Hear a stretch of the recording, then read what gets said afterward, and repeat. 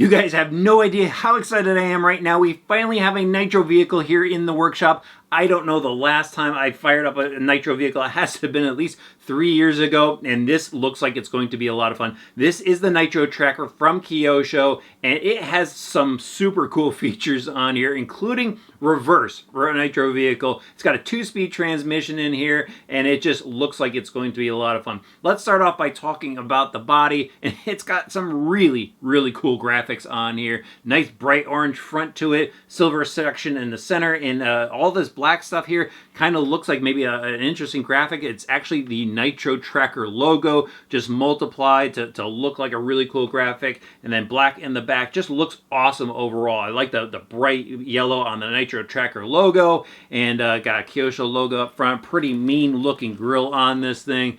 Pretty awesome setup. It's obviously all, decaled from the factory. You don't have to do any of that or even cut anything out. It's got the engine hole cut out. It's got the stinger for the exhaust cut out. It even has this little cutout at the back so you could go and reach the engine stop lever here. So that's pretty neat. An engine stop lever. I don't know if I've ever reviewed a vehicle that has one on there. Maybe one or two, but this is just pretty awesome. I'm really excited about this.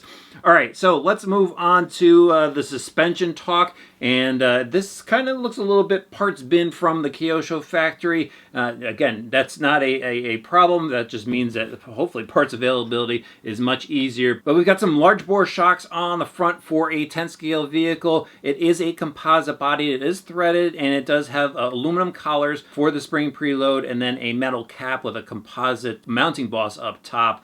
I don't know. I think it feels pretty good, and I think they got the spring rate right. Oil seems pretty good on there, and the front shocks are basically the same as the rear. They are the same as the rear. The suspension arm setup on here is a pivot ball style, so I do like that kind of setup. Less moving parts is better. It looks like they got a good metal pivot ball on the end. Pretty bulky steering knuckle setup on the outside. Not a lot of adjustment going on as far as for the caster. You don't really need to on a basher vehicle, and there are some mounting points so you can go and adjust the shock position if you want to.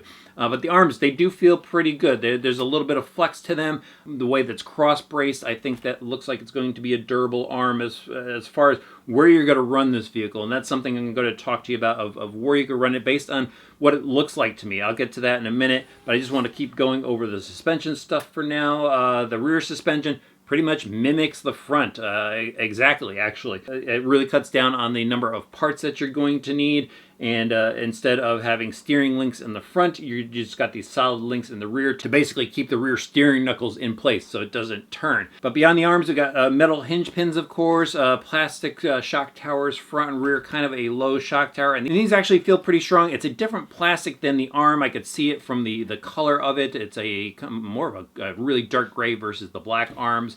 So that's one thing I could see throughout this kit is there are a number of different composite plastics used throughout, and I'm guessing that's for durability. They want some parts to flex, they want some parts to be stronger. I could even see the gear cases look like they have more of a glass to them for the composite to make those strong. So that makes up the suspension parts on there. Just a quick note, you can adjust the body posts to raise or lower if you do want to go ahead and swap out the body. But again, shocks feel good. Actually, you can go and adjust the rear toe on that. I just noticed that there is a ball end that can be adjusted on the outside. So you do have some tuning options there as well.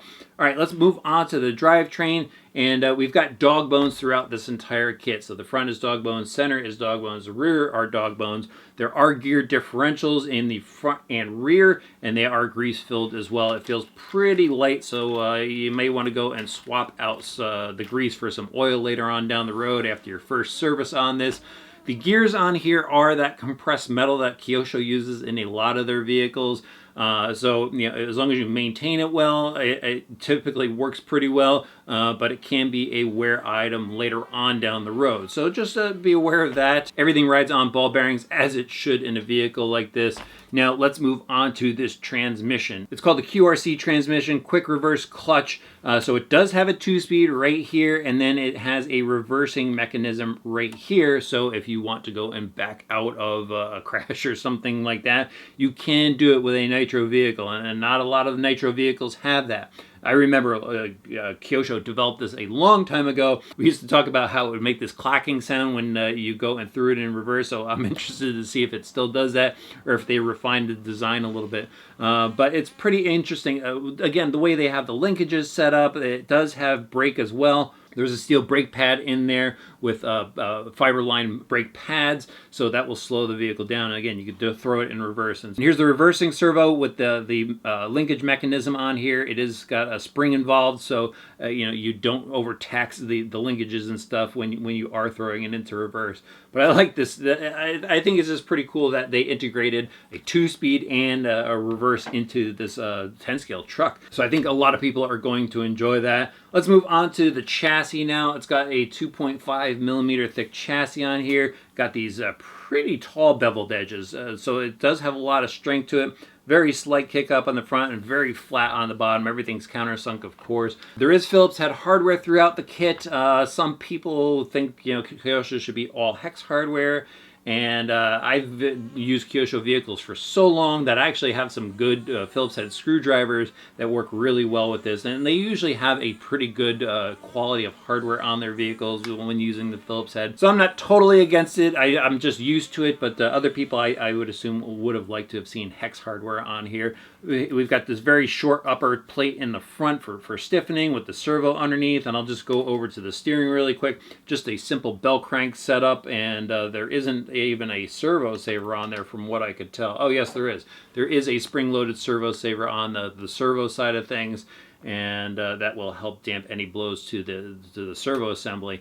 Moving a little bit farther back, here is your battery case. You are going to have to supply 4 AA's to go into the dry cell holder in here, and I kind of recommend that you go and get a 5-cell rechargeable pack, or find maybe a live feed pack that will fit in here, because I don't think the electronics will go to 7.4. I didn't research that, but that is something to check out. And in this box is the receiver as well, the Syncro receiver from Kyosho. Here is your on-off switch, complete with a rubber boot on here, so if you don't want to go run this thing through the mud, I think you could definitely go ahead and do that. And then here is your throttle servo, and then right behind the box is your mounts for your 2 other servos. So that makes up the chassis. Doesn't look like there's a ton of bracing in the rear. We got a little brace that goes down to the radio tray assembly. But this chassis, this chassis seems pretty solid. So if this thing's tumbling, I don't think that this metal chassis is going to bend on this vehicle. All right, so I've kind of talked about the electronics already. It's got standard servos for the steering, the throttle, and the reverse.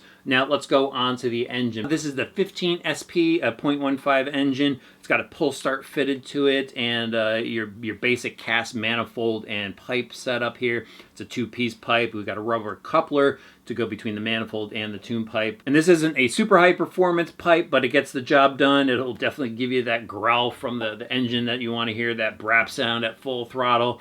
Simple 2-needle carb. Fuel line goes down to the tank. It's a 75cc tank with a flip top lid for quick fills, and then it's got a primer button on there as well. And it's a very short pressurizing tube here. I kind of probably would have liked to have seen a longer one, just so it doesn't foam up the tank so much, but we'll see. I'll definitely let you know if that short pressurized line there is a problem for the tank once I go and run this thing.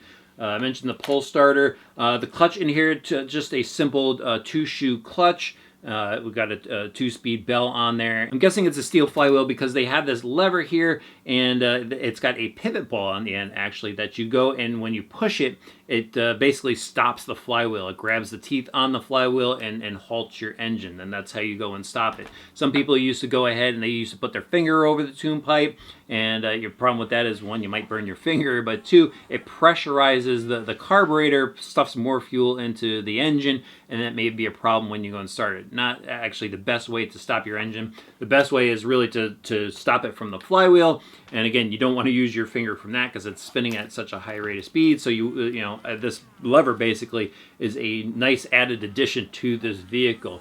All right, so that wraps up a lot of the truck. I think we've got everything. Let's talk about the tires. We've got large all-terrain lugs on here, so it's got to be good on asphalt and dirt, grass, stuff like that. The black spoke wheels, they do have a 12mm hex on there and clamped down with actually a 10mm nut. So it's not like a 7mm that we see on so many 10 scale vehicles. They really have a large retaining nut on this, which I found pretty interesting. All right, so that makes up our Nitro Tracker. Let's talk about the radio system that comes with it. It comes with the Syncro. If you've watched my other videos, you know that this has quickly become one of my favorite ready-to-run radios. It's just got a great feel to it overall, and easy to adjust trim dials on the top, steering trim, throttle trim, and your EPAs. You're going to need 4 AA batteries for that. And here are some of the tools that it comes with. So it comes with a cross wrench, some Allen wrenches, and then also in here is the air filter. And this is very important that you go put it on if this is going to be your first Nitro vehicle. They don't install this on there because it comes actually in its own little plastic bag, because the sponge on here does need some oil in it to help prevent dirt and dust from going through the sponge. But this is going to need to go onto the top of the carburetor and then zip tied down so it doesn't fall off. If you get dirt into your engine, you might as well kiss it goodbye. It's going to have problems. So definitely put this on before you go. Also in the kit is a bind plug in case you need to rebind the radio system, and then your instructions for getting the truck up and running, and even a little addendum sheet in there as well. So this is a pretty cool truck. I took some of it apart. It is a little bit difficult to get to get to the gearboxes basically. And so if you're getting into this as your first vehicle and you ever need to do some maintenance on there, it is going to take some time on the workbench to get things apart. But other than that, the other thing I wanted to point out to you is it is kind of low to the ground, as you could see. It doesn't have a real tall monster truck stance to it. So I think you shouldn't really get this thing for big air. We'll see. I'm going to go out there and test it, see what type of air I could get with it. But this seems more like just ripping through dirt and low dirt obstacles like bumps and ruts and stuff like that. I think it's going to be fun in grass, and we'll see. I'm going to go out, have some fun with it now. We'll see how this thing drives.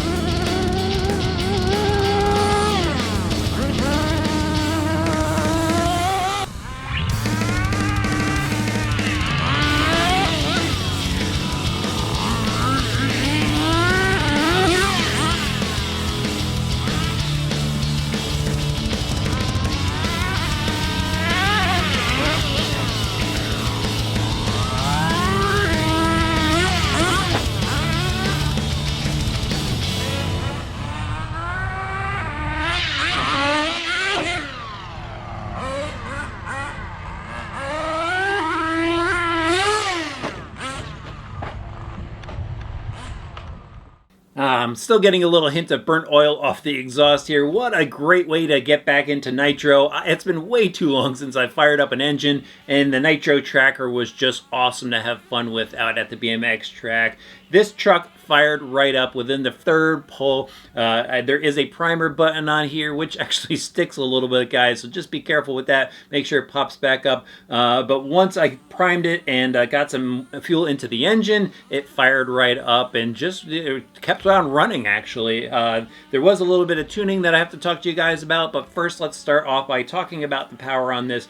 Now, it isn't a speed monster. It's a 15 size engine in here, and it's kind of your entry-level 15 size engine, so it's got some fun rip to it. It's not going to just roost dirt, but once the 2-speed kicks in, it's got some decent power to it, enough where you're going to get air off of jumps, and it definitely speeds by you with, you know, some excitement behind it. And I really did like the speed overall as far as an entry-level nitro truck, and that's basically what this is. I think it's pretty easy to get going and tune and have fun with, and that's only part of the excitement with it. You know, it's got reverse in there. I did go and try out the reverse. It does work. It does, however, hang up sometimes. I don't think the clutch really pops back out and, you know, gets set into forward when you're going from reverse to forward. And then sometimes when you go from forward to reverse, it gets stuck. So you just got to kind of tap the throttle a little bit to see where it's at.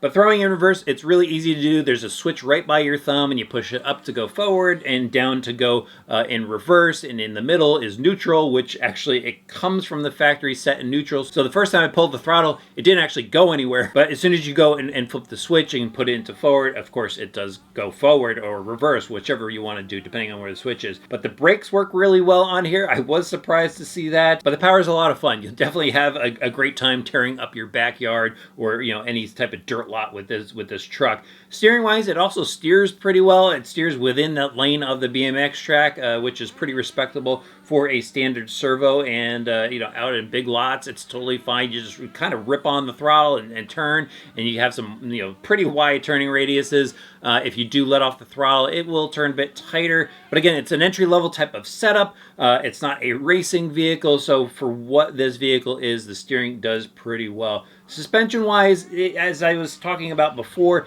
it is pretty low to the ground, and because of that, it's you know, not your you know, crazy off-road terrain type of vehicle. So the BMX track actually worked out pretty well. You know, the grass that I was driving on was pretty a pretty good spot to drive it on. It doesn't get a ton of air off of jumps, but when it does, it takes the landings pretty well. It doesn't really get out of shape. It's not going crazy fast to where it's really going to get out of shape, but I was able to tumble it a few times. It is a pretty durable truck. I might as well move right into durability because, you know, the handling is great for all types of backyard use or dirt lot use. But durability wise, it's pretty solid. I did tumble it a number of times. I did cartwheel it a couple times as well, and everything seems to be fine with it. The plastics on here are durable. There's nothing wrong with the shock towers. They are composite shock towers, no cracks. I did check over that. The chassis is flat, the aluminum chassis, and you know, I did hit the ground pretty hard on a bunch of landings going off the big waterfall tabletop at the BMX track, just kind of slapping down,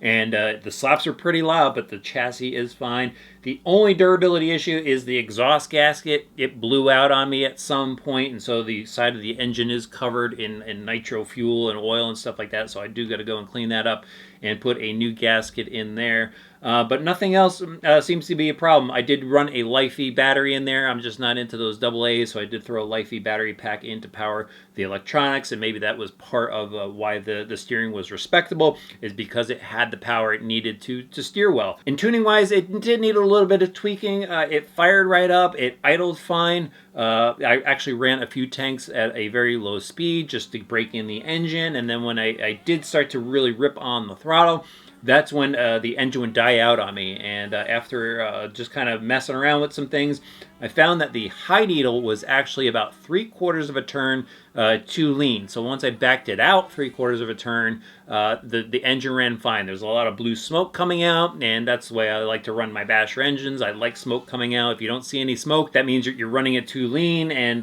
you know, you could start to wear your engine a little bit quicker. It does go faster, but you know, if you want your engine to run a long time, always having some smoke coming out of the pipe is a good indicator that everything is getting lubricated inside the engine properly from the fuels. And I did go and use VP Master Basher fuel, so it does have the right amount of oil in there for Basher use. They have great fuels over at VP, and that's one that I really trust to use in my engine. So definitely check that out if you are picking up this vehicle. Check out VP Fuels.